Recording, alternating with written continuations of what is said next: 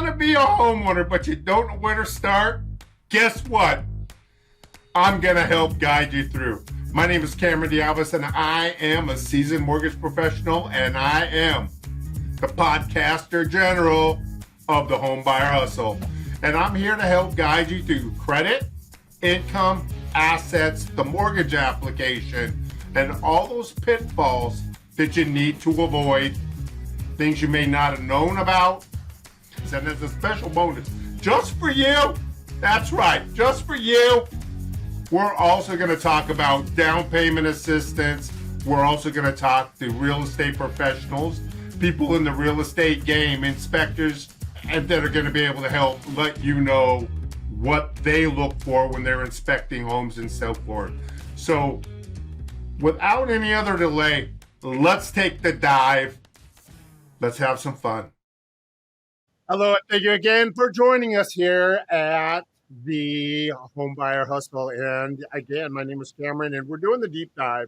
And I promised you guys that Cindi and I are going to be doing this round table talk type of thing on an ongoing basis, because we're really getting a lot of insight doing this. And there's a lot of changes that are going on in the market. And we really want to keep all of you up to date as to what's happening and how you can navigate through these waters, right? So without any other delay, let's Cindi, why don't you go ahead and start us off, and then I'll interject when you pause, and we'll just kind of go from there, and just kind of like we normally do. Sure. So we were going to talk about some of the home buying process, right? Mm-hmm. So I know that the number one setback right now for buyers is the inventory shortage. So that's been quite an issue. Right. And a lot of it, I think, of those people that already have homes don't really want to transition out of a low to mid 3% range rate, because they're like, and then I'm going to go get something that's 6 and get less home. But I think there's probably an avenue that they're probably holding on to those homes, maybe renting them out. What do you think? A lot of the buyers right now are in the move-up buyers. So they want a bigger place, Right. some place with more space, but they're hanging on to their homes and renting them out. Right. And I mean, I just did a deal. They were doing that exact same thing. And then you have the empty nesters that are going from a larger to a smaller, but they're in the same predicament. Now they got a bigger house. They want to get to something smaller. I saw something the other day where it was like, in order for them to really pull the trigger, so to speak, and jump and make that decision to buy something smaller, is if the rate got to that 5 or 5.5% range, and we probably won't be there until the early part of probably 2024. Is what I'm predicting. Most likely. That's what I'm hearing. A lot of the predictions is probably next year. Yeah. But that being said, homes are still selling. There's still a bunch of buyers out there. I mean, it's a frenzy, really. Yeah. But it's such an equal frenzy. It's just like, what in the world is really going on out there? So we have 35% are going under the asking price, but then you have 32% that are at the asking, and 33% are over the asking price. So it's kind of like a third, right in the middle, split it. And, I guess the ones that are going after or over asking are probably those ones that may be a better area. I don't know. Maybe a hot home, Hot home? Yeah, probably a really desired area, like you said, desired home, probably all fixed up and remodeled. Pretty and all of that stuff. So what do you think about the homes that are going under asking? So what do you think the issue with those ones are? Well, they could be overpriced, Okay. Yep, they could be in a less desirable neighborhood, maybe in a very crowded neighborhood. with small Oh, lots. you know what? You're right. Didn't even think about that. Right. Yeah, didn't even think about that. What about homes that just are maybe in a little bit more of a fixer up mode, more in I mean, you got to put some sweat equity into it, so to speak. Right. Those two will stay on the market a little longer, waiting for that Okay, right buyer to come in and see the potential of the home. right. And we may not have touched on this, but we offer mortgage options with renovation financing where they Right. can actually, because what we're finding is a lot of people, they will buy the house and it's not perfect because they've never, well, I can't say always and never. I mean, very seldom are they exactly the way that you want them. Right. You're always going to move in and you're going to want to paint the walls. You're going to want to replace some cabinets or you want to do whatever. But we have renovation options where they can go through and go through like a big box store like Home Depot or Lowe's or any of those ones and not have to go through the consultant phase. Right. That's If awesome. they just go through the regular Home Depot contractor route. So I mean there's options available. It's just being able to find what, like I tell my kids, you have to have the right tool for the job. We've all pounded in nails with a rock, Right. but it goes much better when you have a hammer. You So know? on that loan, does the homeowner have the option to do their own repairs? Yeah, Wow. yeah, See, that's yeah. great. Exactly. Yeah. They can do it, and it's all rolled into one loan. Wow. See, that's a lot of them that offer it, or you're required to hire a licensed contractor to do the work, but a lot of homeowners want to do it.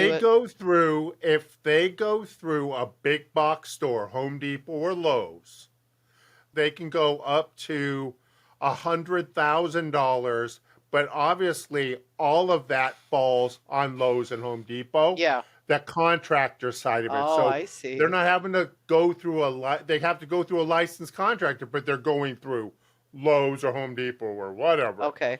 But you know what? It's not going to be a perfect fit for everybody, but what they found is that people are buying a house, going and opening up a Lowe's or a Home Depot credit card and putting 10, 15, 20,000, $30,000 into the house at 22, 23, 30% interest on the credit card. Right. But because they know it's like now we can get them one loan, they can get it fixed and be Yeah, that's a done really with good it. point. That's a really good Yeah. point there, for So sure. that's an option as the ones that are maybe possibly moving a little slower or whatever. But I've read other places where some of the homeowners that are selling their house have an unrealistic expectation for what that home is worth. And I understand it's personal, it's something near and dear to you, but it is what it is. If the market, you know what I mean? Unless you have something completely way unique, you guys have comparables I always that are tell going to my support it. clients to think of the 30-30-30 rule. So there's 30% of the home that they really love. And then there's Uh-huh. 30% of the home that they can change, the flooring, the wall color. Right. Uh-huh. And then there's 30% that they just have to live with. Maybe it's the Okay. location, maybe it's Right. the yard space or something like that. Okay. Yeah. Okay. Yeah. I mean, wow. Wow. So the inventory is still an issue. Do they have any idea when the inventory may open up a little bit more? I know where I'm at, there's a lot of new homes being built across the highway. I Yeah. think there's like 10,000, 15,000. So that's And that going to helps. help, That helps a lot. you know, Yeah. And I think once that's going to the help. mortgage rates kind of mellow out a little bit and Yes. people are like, okay, now's a good time, I think you're going to see a lot more of a buyers or the sellers coming out and putting their homes on the market, True. because True. that would And be I the think time. too, it's kind of like it's kind of wearing people down. The rates are going to work themselves out. But before, when you think about the shock factor, when it's in the 3% range and it goes to 5.5, 6, and hits 7, it's that shock factor, right? Right. People are going, oh. And then, of course, they're going, oh, it's going to come crashing down. And then when it doesn't, they're like, oh, okay, maybe this is. It's not going to crash. Getting used to it. I mean, it's not going to crash. It's not going to crash. I mean, No. the interest rates will just mellow a little bit. They'll come to a happy medium, you know. They'll have a happy medium. Right. Exactly. But as for a market crash, that's not going to happen. Nope. I don't see that. We're nowhere near that. Okay. So what about the markets, like the hot markets, the cold markets? How is that looking? Well, so the hot markets, like, there's still like 76% of them are selling, under 30 days, which is fast, I mean, yeah. I remember back in the day, houses would stay on the market for 6 months, You can sell a place, put it on the market, boom, it's gone. The average they're saying is about 12 days, actually. Wow. I know. It's crazy. And then you have that 17% that's maybe, 30 to 90 days. And then the 7% that's over 90 days. Oh, jeez. Maybe vacant land. Oh, I gotcha. So where's Washington sitting in the grand scheme of things? So they are the second nationwide for housing shortage, under Phoenix, Arizona. Oh. Yeah. Oh. Yeah, so Phoenix is number 1 right now at 47% less inventory than last year. For the shortage. For a shortage. Wow. And Seattle's number 2 at 25%. So, yeah, that's how low it is. Oh, yeah, exactly. And then there's these people that are out there, I'm going off on a tangent, that are like, the rent is so expensive in Washington. And it's like, what isn't expensive in Washington? I mean, what isn't? Right. Property taxes. I mean, yeah, it all is. Right. And it's like I saw something where the governor was saying something about that he was going to go after the oil companies and the gas companies because of the prices of petroleum, of gas. Well, mind you, that Washington is probably in the top 3 for the highest amount of gas tax per gallon of gas. I believe it. I mean, do it. Go after it. It's like 40 and sales tax. What are we, like, number 2 for the highest in sales tax under Connecticut? I think Connecticut's the highest. Yeah. It's like, oh my. And what else is going on out there? Like I said, just a lot of buyers out there. I mean, staying busy out showing homes. I wish there was more to show them, when we're looking. But I think houses have actually come down a good, probably, I don't know, 20% or so. So buying a house right now is actually a really good idea. A chunk. I think so. I know my property values here drop like a rock. And it's right now I'm back to where I was maybe just near just after, the resetting of the market, right. But and it's one thing. I'm not, I'm in it for the long haul. I'm not getting rid of it anytime soon. I love where I'm at.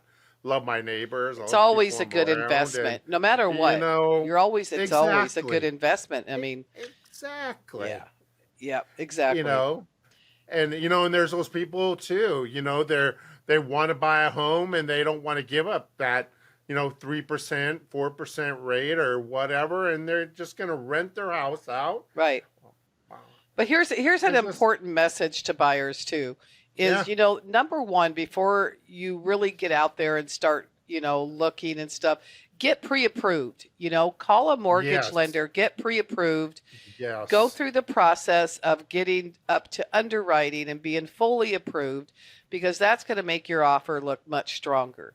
And yes, a lot of things. yeah. Number one, and your offer is much stronger. Number two, you can close faster. Yeah. Which it helps, in that offer in most cases, because the people that are selling want to get out of their home as quickly as possible. Well, and you look stronger. I mean, so they see that and they go, wow, this person's fully underwritten. No surprises here, Yes, so no surprises. that's a big unless hurdle. They quit their job, unless they quit their job or get fired. after they've gotten. Oh yeah, exactly. Which I suppose anything could happen. We could have a tornado or something too, right?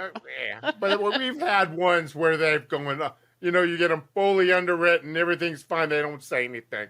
They're like the quiet mouse, and then it goes into, we get into contract, and then do a verification of employment, find out that their hours went from 40 to 20. Wow, that's too bad. And then it's like, what a kick that would be. Didn't say anything? Right. Heck no. Just don't. And like I've always said in this podcast, it's like you got to be truthful, got to be upfront. If things happen, say something. Yeah.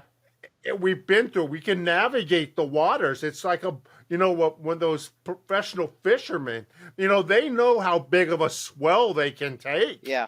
Before the boat breaks open. But but let us know what's going on. So let us navigate it. Let us be able to, but don't just sit there and go, well, I'm just not going to say anything, and they're not going to see it.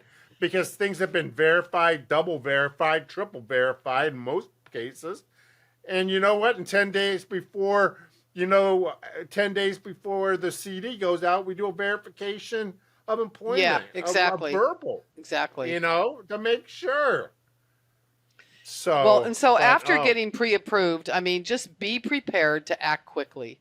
Be prepared. Yes. If you like this hot home, be prepared to act fast. If you like it, make a decision. Let's put an offer in. Exactly. So, and the other thing too is be real. You gotta be realistic in what you ask for when you negotiate. You really need to use the professionalism and the experience of your agent, right, to help you negotiate. Right. So that's why you need to hire a real estate agent, so that we can do the negotiating. So we'll call the agent, talk to the listing agent or the other agent involved, find out, how many days has it been on the market? How many offers do you have?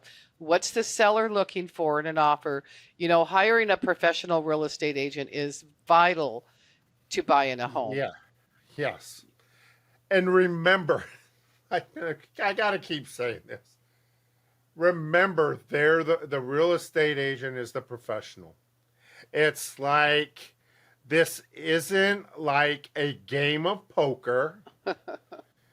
And by that, I mean, there's a few things that need to be done with the house. The house competitively priced. It's right in that range. And you think that you're going to say, well, I'm going to only offer them. It's been on the market for X amount of days, and I'm going to only offer them this much. And I'm going to ask for all this in concession. Right. And expect the agent to go there with their head held up and ask for something they know that there's probably slim chance of that ever going through. Right. Back when it was a buyer's market and we had different. It was different. You could do a lot of negotiating at that point, but it's not that. That's why it's important to have a real estate agent, because we keep up with the market. We'll let you know what it's doing. And you have to trust them. Trust them. Yeah. Trust them. And try to be a little bit flexible, Yes. I mean, it's not going to be every 100% of everything on your checklist, but, maybe 80% of it's marked off, You got the garage. So what about Do you recommend that they go through a home inspection on every single one? I totally do. You know, this I, I, waiving I, inspection, I am never comfortable with I, that. When we went I, through that, I would, but you know what I would do is I would just purchase the home warranty for them for 1 year just so I eh, could sleep at yeah. night, you know? Yeah, but the thing about home warranties, if you've ever used them, that's my experience, and it was probably 15 years ago or 20 years ago, Yeah, and hopefully they've gotten better since then. right. But there was just a limited number of things they covered. Things that they didn't cover were more extensive than the things they did cover, and it was just, did it really help? No. I No, mean, having a home you know, inspection, and you have to remember the home inspection, they're going to put everything on there, even if there's maintenance required. That kind of stuff you can overlook. I mean, you can't be too nitpicky on it. true. Go for the stuff that needs your attention now, you know, and maybe Yes, we can exactly. negotiate with the seller and, maybe they'll fix it. Yeah, I always look at the high dollar items. Things that are going to drain your account the Yeah, fastest. there you go. You know what I Yeah, mean? Things you can't live without. Oh, hot water. right. There's a hot water tank. Maybe I some will, heat, in the winter. yeah, right? The electrical panel, maybe. I'll Yeah. be Now like, see let's that, make sure. and that could be dangerous, You don't want your house Yes. burning down in the middle of the night. You get a house that's been pre 70 or 68. One of the ones I had a house that was built in, I think, 63 that had aluminum wiring in it. Oh my gosh. The one I just had was a lot of times they'll put larger breakers in there than what's required. And that right there is a fire Oh, hazard. yes. Yeah. Yes. I just Yes. came But across that one. So inspection, I highly, highly recommend them, regardless. I agree. And a lot of listing agents, which I love, will do a pre-inspection.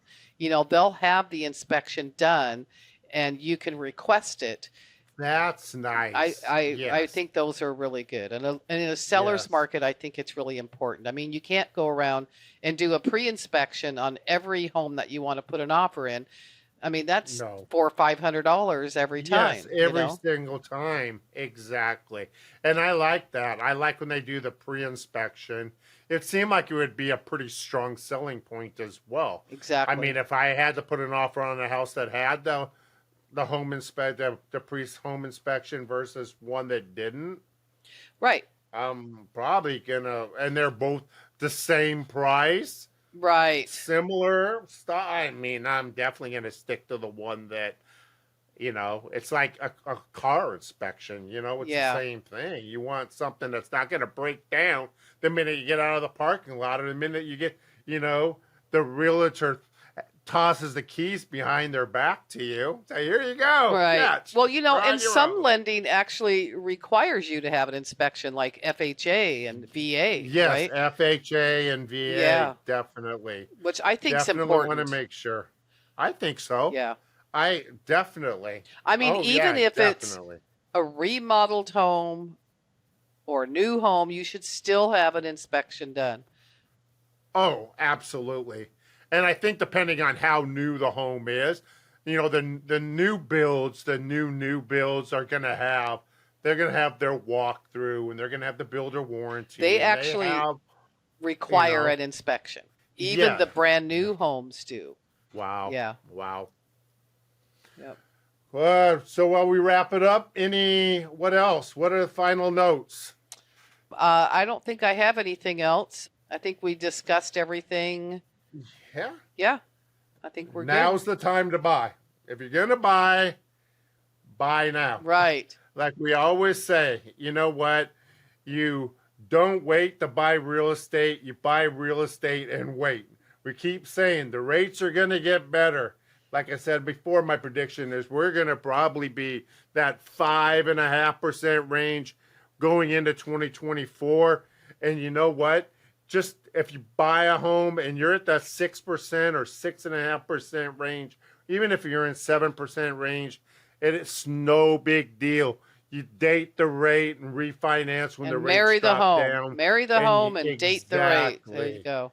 Exactly, because you want to know what? Home values are not, they've dropped a little. The pricing is good now. You're not going to get this great a pricing soon as everything, No. Yeah, definitely not. Definitely not. So, Cindi, I love having you on as usual. Thank you again, Can't wait Cameron. till we do this again. Can't wait till we do this again. Until next time, guys, what do I say?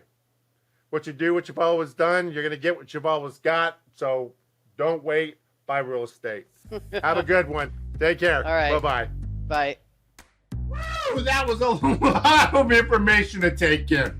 You know what? I'm proud of you. You hung on it and you followed it through. So here's the best part. It's only going to get better. I guarantee it. You know what? So what I want you to do is I want you to bookmark this. I want you to watch it, subscribe, and rewatch it. Then, do me a favor. Have your friends watch it and your friends subscribe to it. Until the next episode, I expect to see you in your seat ready and willing. Because remember, you're always going to get what you've always got if you keep doing what you always do. So let's do this. Come on, hustlers.